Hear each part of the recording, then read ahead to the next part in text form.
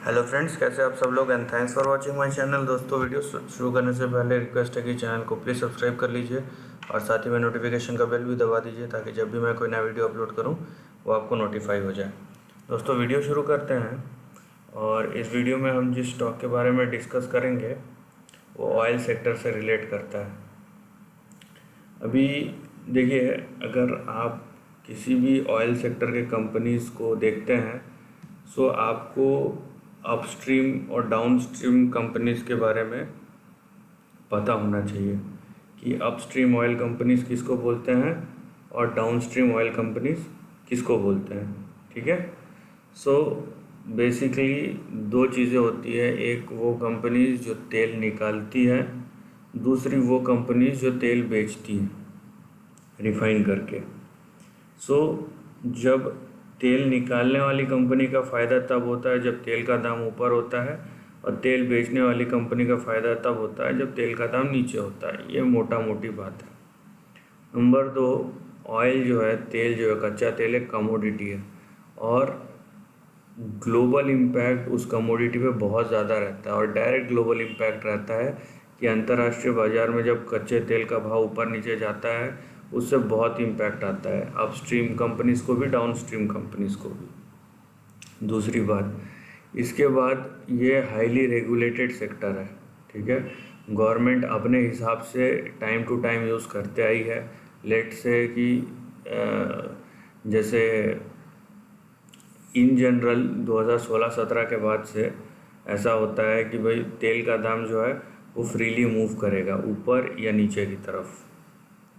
लेकिन एक बात याद रखिए कि ऐसा भी देखा गया है, जब इलेक्शंस का टाइम होता है तो फिर गवर्नमेंट कंट्रोल करना शुरू हो जाती है कि एक महीने तक तेल का दाम नहीं बढ़ेगा, और ये चीज़ बहुत हर्ट करता है।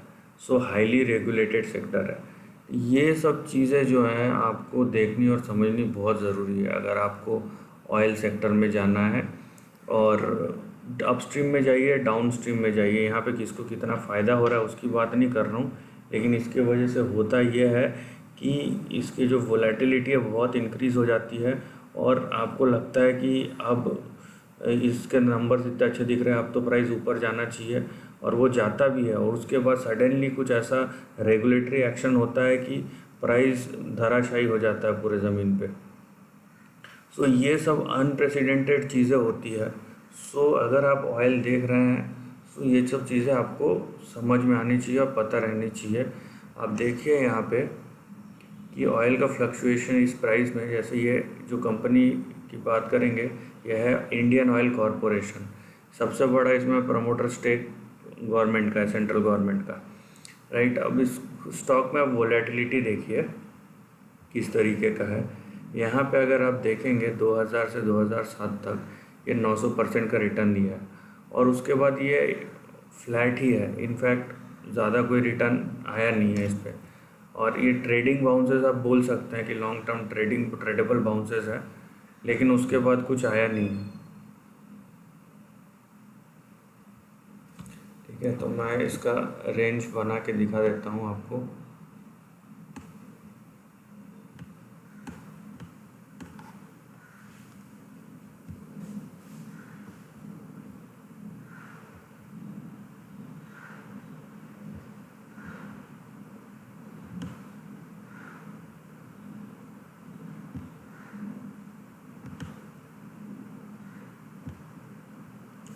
देखिए, ये मोटा मोटी रेंज है यहाँ पे।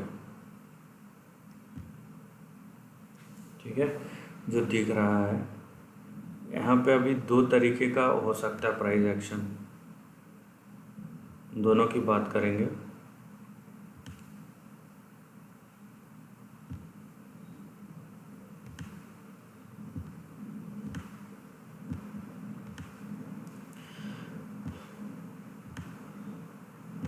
देखिए आप यहाँ पे हम दोनों की बात करेंगे। सो यहाँ पे ये एक ट्रेंड है जो ये दो लाइन खींचा, और ये एक ट्रेंड है।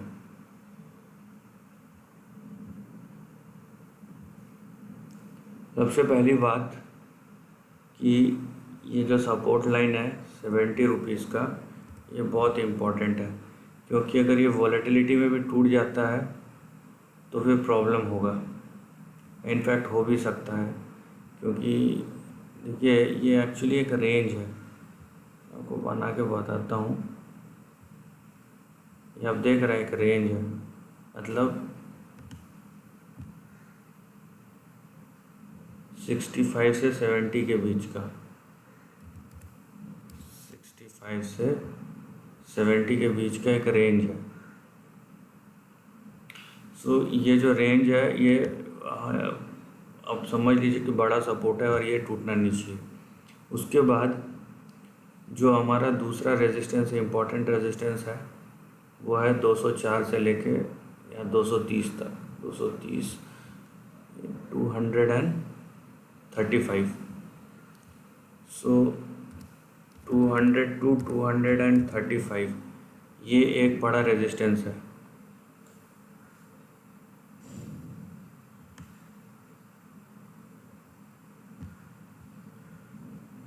ये एक बड़ा रेजिस्टेंस है।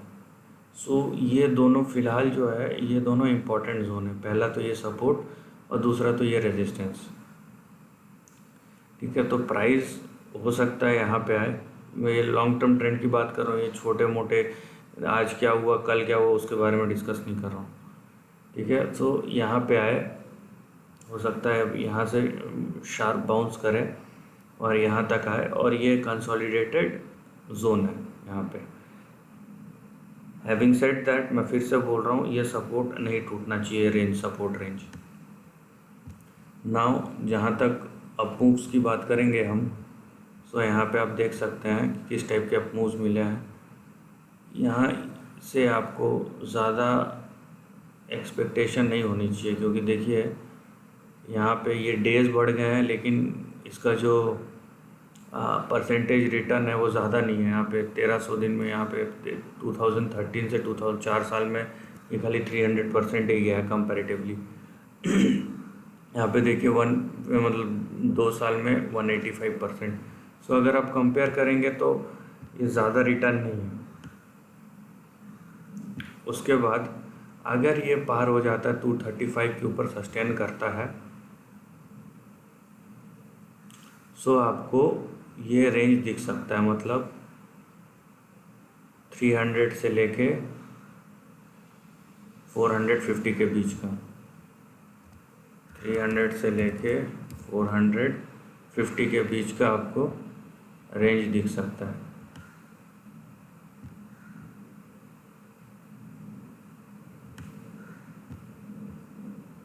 सो ये आपको रेंज दिख सकता है, राइट, अगर ये सस्टेन किया तो। लेकिन इसकी प्रोबेबिलिटी बहुत कम है, क्योंकि आप अगर देखेंगे कि ये रिटर्न कितना है यहाँ से यहाँ तक, ये 450% का रिटर्न मैं बता रहा हूँ, 400 या 500। सो प्रोबेबल है लेकिन पॉसिबिलिटी कम होती है, क्योंकि मैं शुरू में बोला कि ये इतना ज़्यादा रेगुलेटेड सेक्टर है और रेगुलेटरी इंटरवेंशन इतना ज़्यादा है कि वॉलेटिलिटी कहाँ चल लेके जाए कोई नहीं बता सकता। प्लस यहाँ पे जो इंटरनेशनल सप्लाई एंड डिमांड का जो इशू है ऑयल का, सो अगर आप देख रहे हैं इस टाइप की अपस्ट्रीम या डाउनस्ट्रीम किसी भी कंपनीज़ को, so please be very sure कि आप इन चीज़ों को समझते हो। This is the end of the video दोस्तों। वीडियो पसंद आए तो लाइक और शेयर कीजिए, थॉट्स कमेंट सेक्शन में लिख के बताइए, और ऐसे नए कंटेंट के लिए चैनल को प्लीज़ सब्सक्राइब कीजिए। Lastly, take care of your family and friends.